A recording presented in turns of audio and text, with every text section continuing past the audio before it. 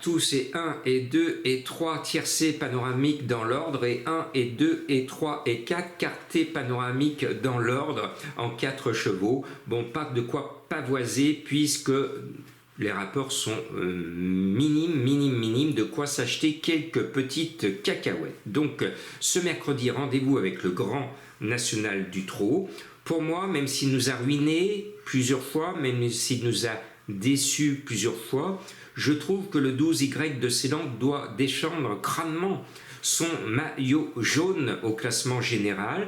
Donc je tente de lui pardonner et je le mets en tête. Maintenant, je suis plus chaud avec le 4 Harry de Sassy, le roi de la province et le roi des pistes en herbe, et également avec le 5 Horatius Della avec Éric Raffin.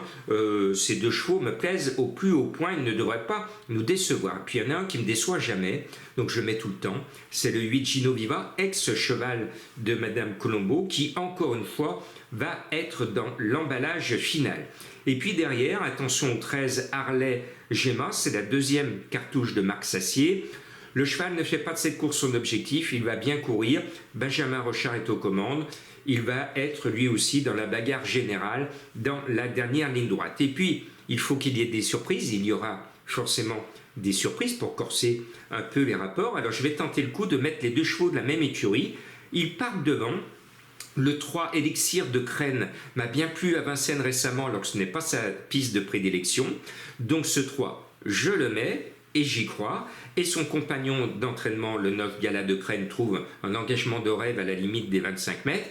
L'un ou l'autre, ou l'un et l'autre, moi je sens que les deux vont être dans le quintet. Et si les deux sont dans le quintet, ça va payer, on va s'en frotter les sabots. Et puis j'aime bien Hold Up du Dijon, le 2, et je reprends mon abonnement à Franck Nivard, hein, parce que vous avez vu, ce mardi je ne l'ai pas mis, bon il n'est pas dans le quintet, mais il est venu bien finir, il finit 6e, donc il ne faut pas que j'oublie Franck Nivard dans ma sélection.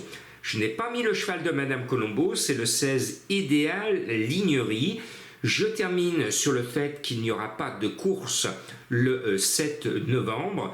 L'institution des courses fait la grève ce jour-là. Donc je ne pourrai pas vous donner de pronostic demain sur les courses de jeudi.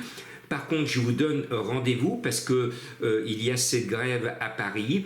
Et bien pour défendre les turfistes, pour défendre ceux qui sont derrière moi, défendre les intérêts des turfistes, je serai dans la manifestation jeudi et je vous proposerai de retrouver l'ambiance de cette manifestation sur cette chaîne en direct, par des liens en direct, entre midi et 15h, en direct de Paris, pour donner la parole à ceux qui craignent pour l'avenir des courses, parce que le gouvernement et l'Assemblée nationale étaient à deux doigts d'augmenter les taxes sur les courses, et là, ça mettait toute l'industrie des courses allait se retrouver endommagée avec de nombreux emplois en péril.